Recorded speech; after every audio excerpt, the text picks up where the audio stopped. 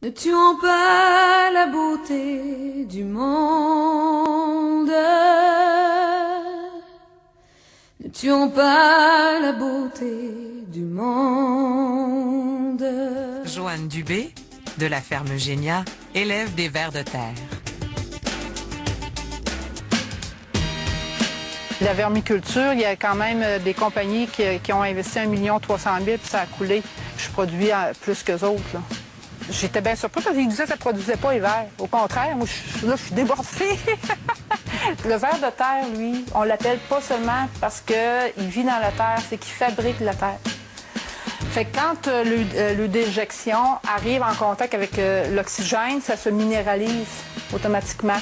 Donc, c'est pas collant, c'est comme du minéral. Ça sent la terre, ça a la même texture que la terre. Puis les gens, ils rentrent ici l'hiver, là, puis ils trouvent que ça sent le sous-bois. Puis quand ils viennent visiter, ils sont là, « Oh, la belle terre noire! » Puis ils se mettent les deux mains dedans, puis « Ouais, ça! » Puis un coup, là, ils ont tous dit ça, puis que... Je dis, « Ah, ben, il n'y a aucune terre là-dedans. »« Ah ouais? » J'ai dit, « C'est le fumier de verre, ils sont là. » Le fumier de verre de terre, sa particularité, sa force, c'est de faire fleurir à la terre. Qu'est-ce qu'ils mangent? C'est toute de matière organique là, que je mélange ensemble. Puis, dont un des ingrédients que je peux donner, c'est qu'on utilise le bois raméal. Quand on utilise le bois raméal, c'est que ça provoque l'effet de terre neuve. Pas terre neuve, la place. Une terre nouvelle. Les vieux, eux autres, qu'est-ce qu'ils faisaient quand ils défrichaient? Le gros bois de tronc, ils le gardaient pour construire les maisons. Ensuite de ça, la grosse branche, ils s'en servaient comme bois de chauffe. Puis la petite branche de 3 pouces et demi et moins, là, les autres, là, ils n'en pouvaient plus là, de bûcher puis de scier ça. Ça fait que ça restait sur le parterre. Puis malgré le fait qu'ils faisaient des brûlis, il restait plein de petites branchailles sur le sol. Fait que quand ils passaient à charrue avec les chevaux piétinaient ça, puis les charrues, ça l'intégrait ça au sol. Puis c'était des sols, là, ça donnait à pleine clôture pendant 6-7 ans. Puis là, quand le sol venait épuisé, ben les rendements s'en suivaient, hein, c'était moins. Ça qui se revirait de bord puis il en rouvrait un autre. Fait que ça produisait l'effet de terre neuve. Fait que quand on utilise le bois raméal, c'est exactement la même affaire.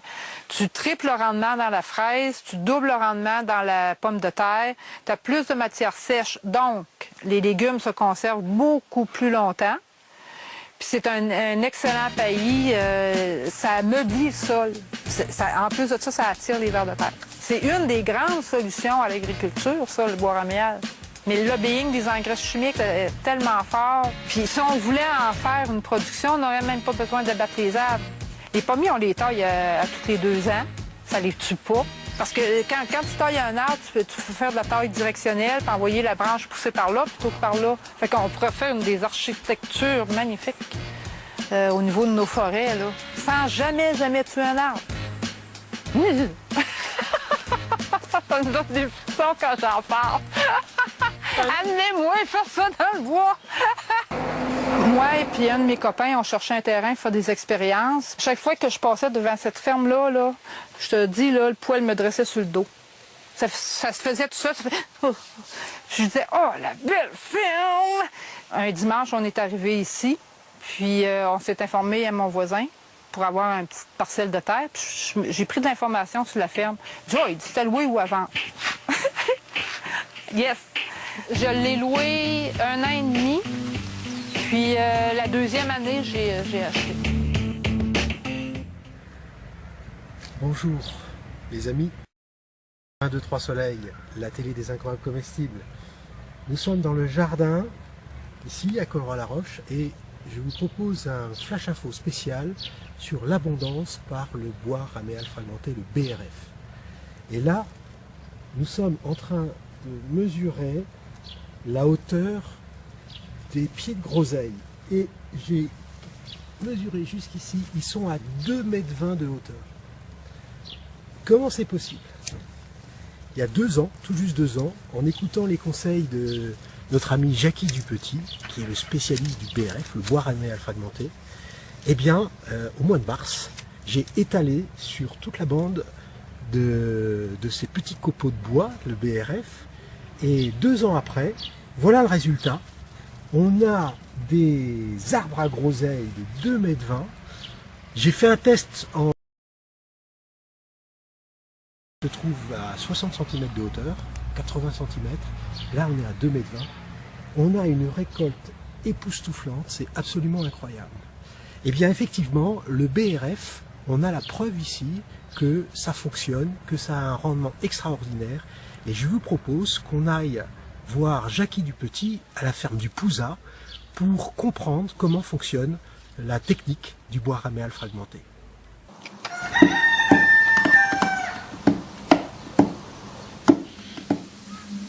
Là on est sur les crosses du Quercy, dans le département du Lot. Ici la terre c'est une terre à céréales et puis c'est tout quoi. Bon, très bonne terre à céréales. Mais le problème c'est qu'il n'y a pas d'humus stable. C'est-à-dire que l'hiver quand il pleut, tous les bons éléments retournent dans la rivière souterraine qui passe en dessous. Donc ma préoccupation c'était ça, c'était de trouver une technique ou des trucs pour qu'il y ait un humus stable qui s'installe et que je puisse cultiver des légumes pour faire un grand jardin.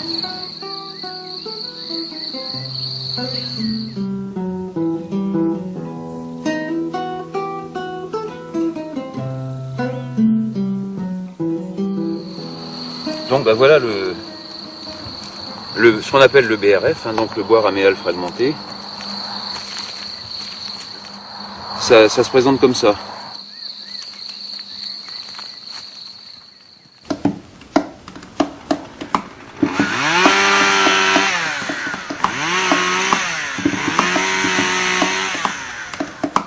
Lorsqu'on taille des arbres ou des haies, on ramasse toutes les branches et les rameaux.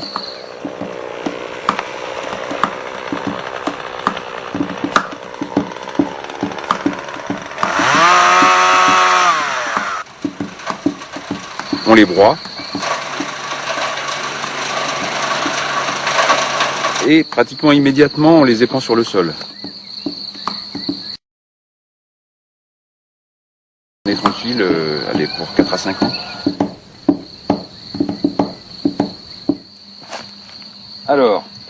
Alors, qu'est-ce qu'il va nous dire ce sol?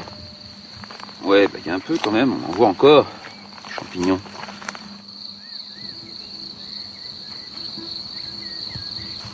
Là, le champignon, il est installé sur un Donc copeau. le champignon, c'est le blanc là. C'est la partie blanche, hein, ce qu'on appelle le basidiomycète ou il y a actomycète aussi, je crois. Le champignon, il n'est pas uniquement à l'extérieur, il s'infiltre dans la fibre et ben, il digère quoi. C'est-à-dire que les micro-organismes y vont venir et ils vont s'en régaler. Et à partir de ce moment-là, il se passe un phénomène quand même qui est important la première année. C'est que dès qu'il y a le champignon installé, les micro-organismes pour manger ça et commencer à décomposer le bois, ils ont besoin d'azote. Ils ont besoin de carburant. Et comme il n'y a pas d'azote là-dedans, prendre l'azote dans le sol. Ouais. Ce qui fait que pendant 3 semaines à 1 mois, on a les plantes, elles aiment pas quoi. Les plantes, elles ont besoin d'azote et elles sont anémiées. Là, on a peur. Je sais que l'an dernier, j'ai eu peur. Je me suis dit, si ça dure comme ça, il n'y aura rien, quoi. Ça poussera pas. Et dès que le processus est engagé, c'est comme si, en fait, il y avait une chaleur qui s'installait, va se recréer par les micro-organismes qui vont, les uns après les autres, se nourrir de ça, et puis on va mourir, on va faire des excréments, on va se reproduire, et l'équilibre du sol est installé, et là, les plantes, elles se satisfont elles-mêmes, quoi. Elles se débrouillent. Elles se débrouillent. Si elles ont besoin de quelque chose, elles savent qu'elles vont le trouver là. Enfin bon, on n'a pas besoin de balancer de l'azote à tel moment, parce qu'on sait qu'il va pleuvoir le lendemain, alors qu'on sait qu'en fait, quand on fait ça, la plupart du temps, il y a 80% qui part dans le sol et puis peut-être 15% que la plante va prendre. C'est une histoire d'équilibre et de fonctionnement en harmonie.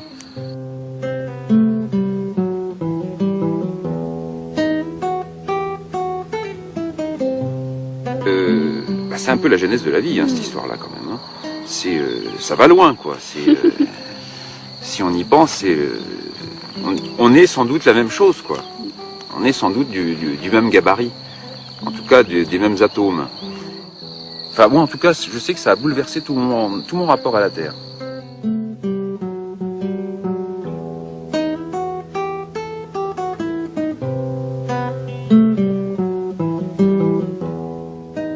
Et c'est là l'histoire importante dans le BRF, c'est que on considère plus le sol comme un support de culture, mais on le considère comme un être vivant, comme un organisme vivant.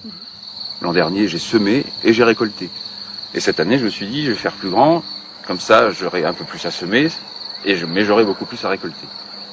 Alors, il y a l'intérêt, il y a vraiment plein d'intérêts dans cette histoire-là. C'est que on gère l'eau, c'est-à-dire qu'on n'arrose pas. On n'a pas besoin d'arroser parce que c'est le sol lui-même, avec ce qu'on lui a apporté, qui est vivant, qui met en place un système comme une chaîne alimentaire, enfin on appelle ça une chaîne trophique. Et tous les organismes se nourrissent les uns les autres, et on arrive à un truc qui tourne tout seul, et ben, l'eau elle est là, et puis on n'a pas à s'occuper de ce problème. C'est le sol qui s'en occupe. La récolte est absolument prodigieuse. Les grains sont énormes et même avec une saison désavantageuse, un manque d'eau, grâce au BRF, on a comme un arrosage naturel. On a une eau biologique grâce aux différents éléments qui viennent se composer, la microfaune. Et je vous propose qu'on écoute ensemble Gilles Lemieux, qui est l'inventeur de cette technique avec son équipe à l'université de Laval dans les années 70, à la fin des années 70, pendant plus de 30 ans. Gilles Lemieux a développé cette technique du bois raméal fragmenté et il nous explique cette démarche d'agriculture totalement innovante et gratuite du bois raméal fragmenté. On écoute Gilles Lemieux. C'est à partir de déchets industriels qu'on a connu ce qu'était le bois raméal, qui existe depuis des centaines de millions d'années, et donc ça a toujours été perçu comme un déchet, un vice, une saloperie, ce qu'on donne aux pauvres. Le sol a pris son envol vers à peu près au milieu du 19e siècle, avec les travaux d'un Allemand qui s'appelle Julius von Liebig, et qui a mis l'accent sur la chimie.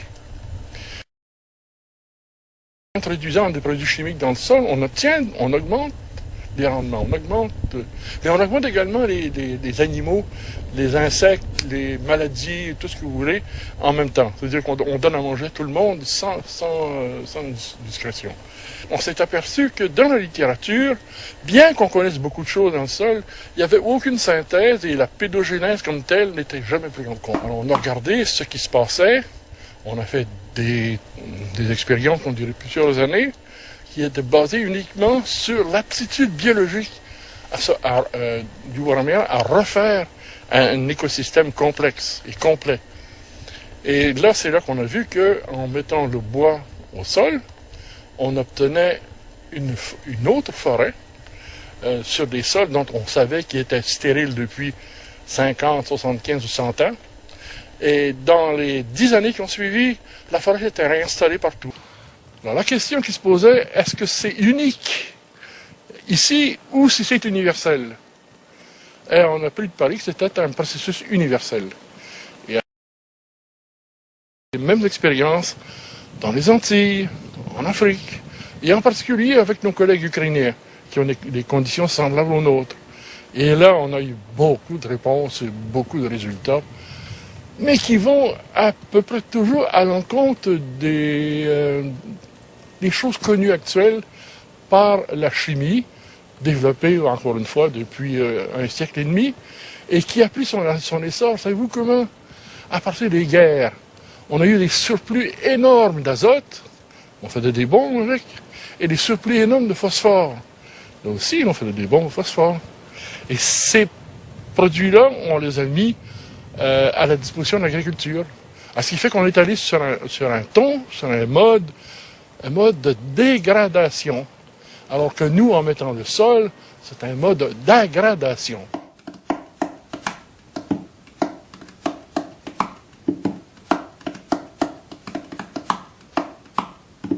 le fait que l'azote manque est un signe de reprise de l'activité biologique intense, de la reproduction intense, qui récupère tout ce qui est disponible dans le milieu en tant qu'azote pour fabriquer des protéines, fabriquer des systèmes assez complexes.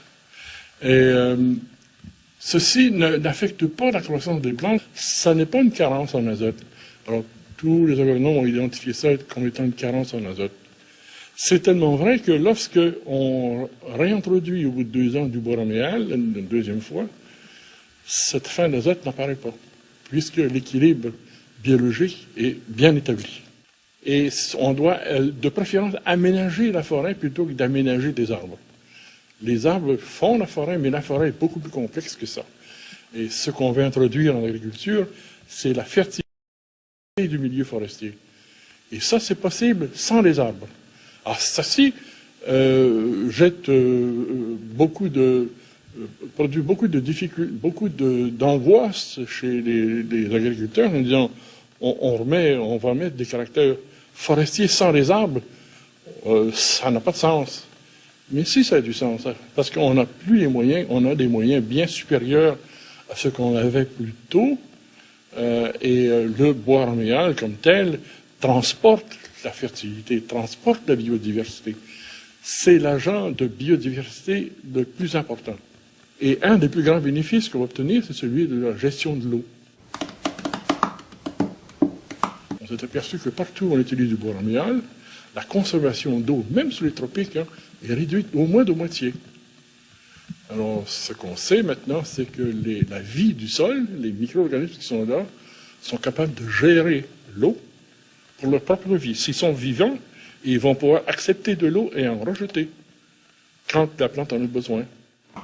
Ici, avec la pomme de terre, on n'a pas les plus grosses pommes de terre, on n'a pas les meilleures pommes de terre, mais on a des pommes de terre qui contiennent de 30 à 40% de plus de matière sèche. Donc, il n'y a presque plus de maladies dessus. C'est une véritable évolution à telle enseigne que les agronomes sont venus un jour nous dire que les pommes de terre qu'on avait là, on avait mis de l'engrais dessus, puis on les avait flouées. Donc ça n'est pas le cas.